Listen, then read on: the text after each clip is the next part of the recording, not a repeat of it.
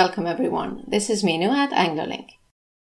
Today I'm going to review all the English tenses with you. As you will remember, in our first 9 lessons in the series Learn the English Tenses, each time we took 2 or 3 different tenses and looked at the formulation and usage of those in detail. Today we're going to take all the tenses and review the usage of each one of them. At the end of this lesson, there will be a link to another video where I have prepared some exercises for you. These exercises are going to be quite challenging, but also a lot of fun, where you will have to choose the correct tense among all the tenses that you will review with me in this lesson. Today's prize draw is a free copy of Anglophile 105, which is indeed a review of mixed tenses plus extra exercises. To enter the prize draw, all you need to do is to make a comment in the section below. So, when you're ready, we can begin with our review of all the English tenses.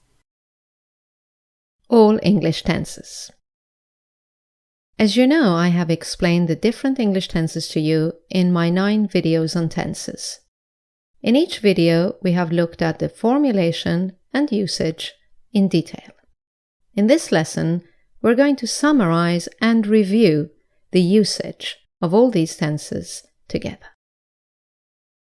So, just to remind you, in the first video, we looked at the difference between I do and I'm doing. Then, we looked at the difference between I'm doing and I have been doing.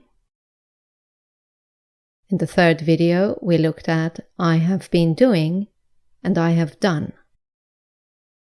And then we moved on to the difference between I have done and I did.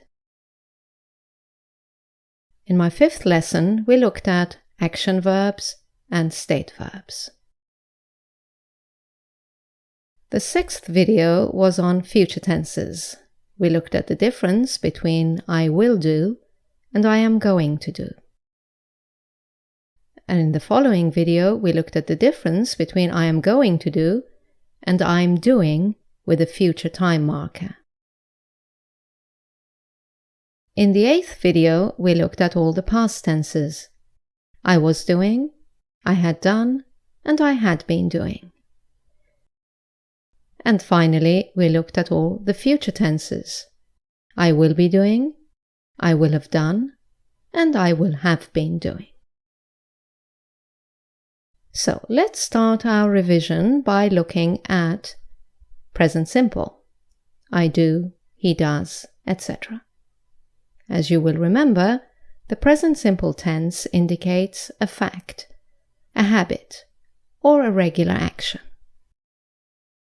Let's look at some examples. A fact. She's an author. She writes books. A habit. She always writes in the morning. And a regular action. She writes 2 books a year. Let's now look at present continuous. I'm doing, she's doing, we're doing, etc. As you will remember, the present continuous talks about a temporary action in progress at present. She is currently writing a new book. Let's look at the timeline. The action is happening now. Okay, moving on, the next tense we looked at was present perfect continuous. I've been doing, she's been doing, etc. As you will remember, this is about an action that has already started and is still going on. Let's look at the timeline and the example together. She has been writing books for over 20 years. You can also use the word since with this tense. For example, since she was 18. She has been writing books since she was 18. Okay, from present perfect continuous we moved on to present perfect. I have done, she has done, etc. Now you have to be careful with present perfect, whether you're using it with an action verb or a state verb.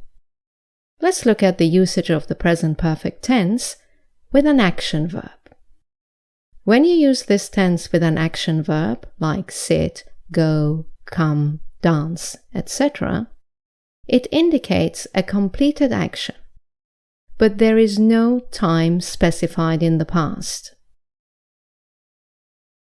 The following expressions require this tense, because they do not refer to a specific time in the past. They mean some time in the past until now. So far. Already. Not yet. Recently. Just. Ever. Never. Today until now. This year until now.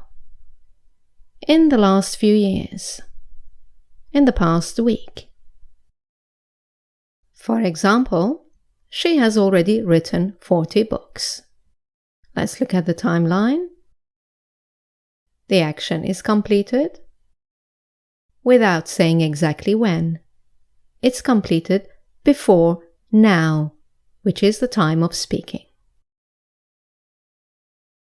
Now, looking at the present perfect tense with state verbs, it's completely different. Remember that a state verb doesn't take a continuous tense. So, with a state verb, the present perfect has replaced the present perfect continuous. Which means that, with state verbs, the present perfect shows a state that continues from the past to the present. For example, she has been a writer for 15 years, because we can't say she has been being a writer for 15 years. Or, I have known her since 2010. Again, because know is a state verb, and we cannot put it in the present perfect continuous tense. So we switch it back to the present perfect simple. I have known.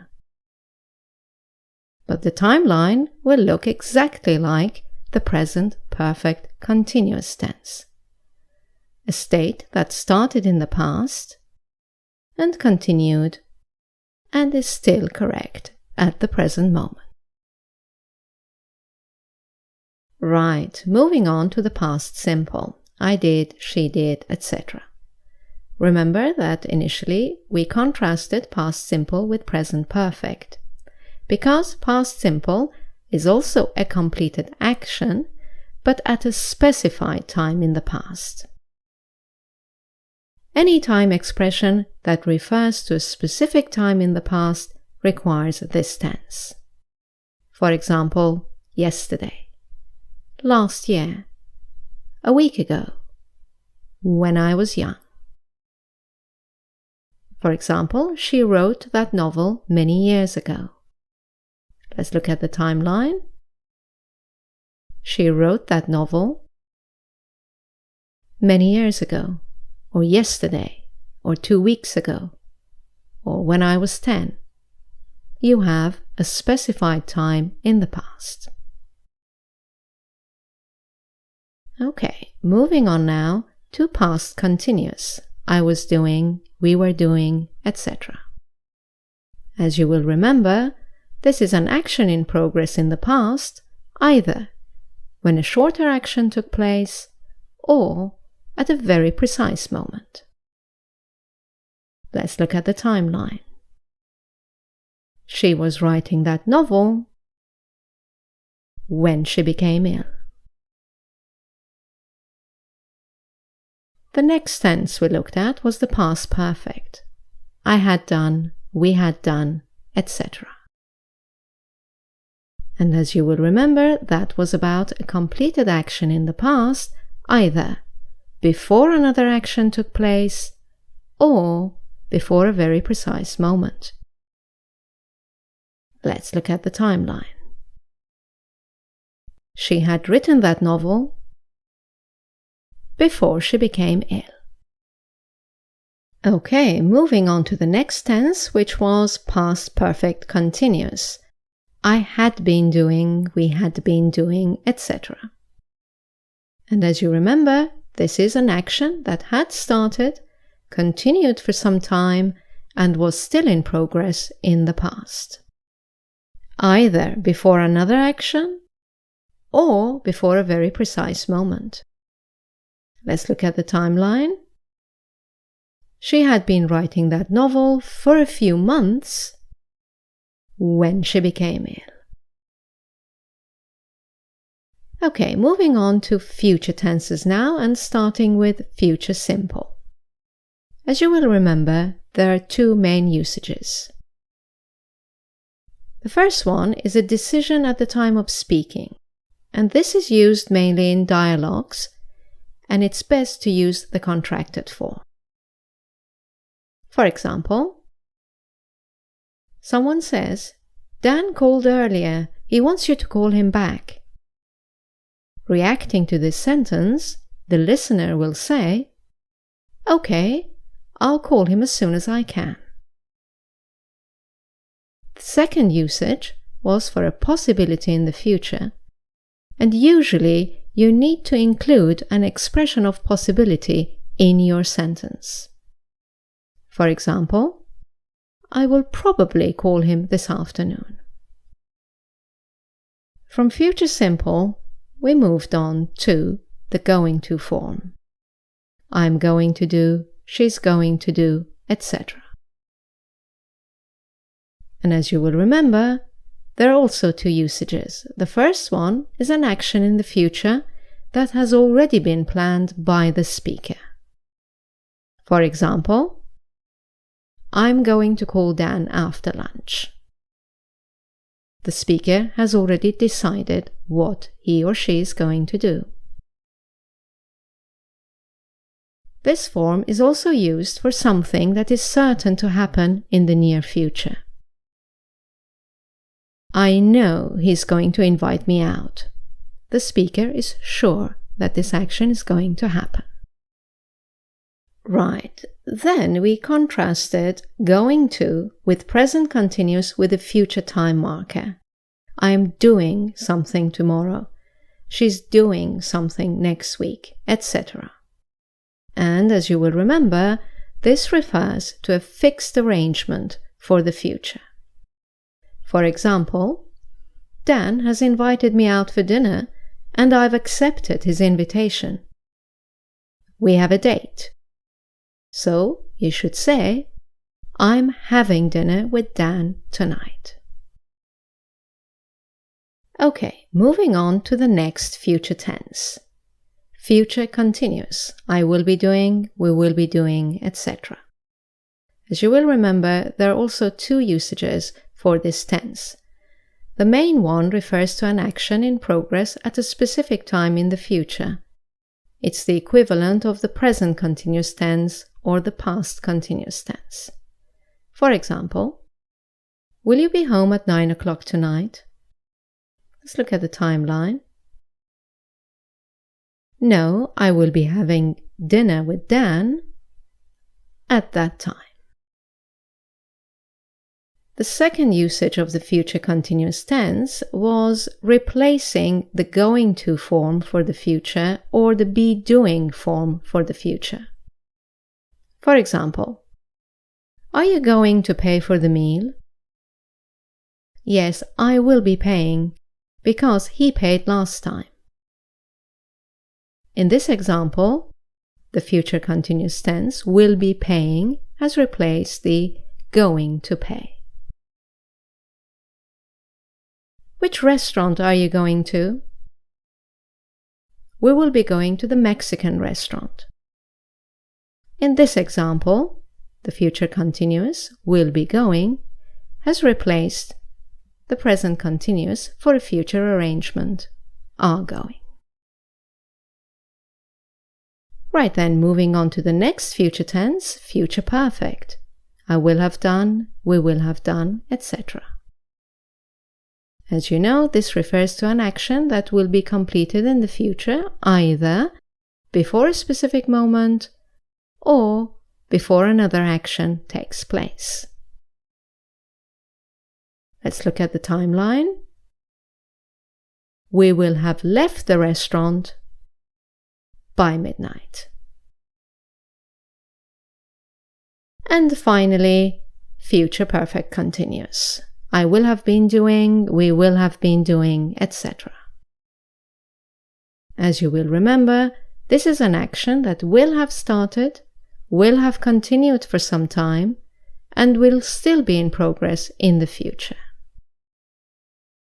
either before a specific moment or before another action takes place. Let's look at the timeline. We will have been drinking for a few hours by the time we leave. Right, this brings us to the end of the revision lesson.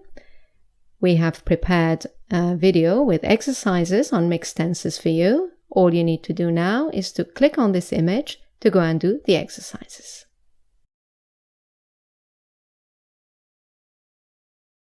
Thank you for watching. I look forward to seeing you in our next video.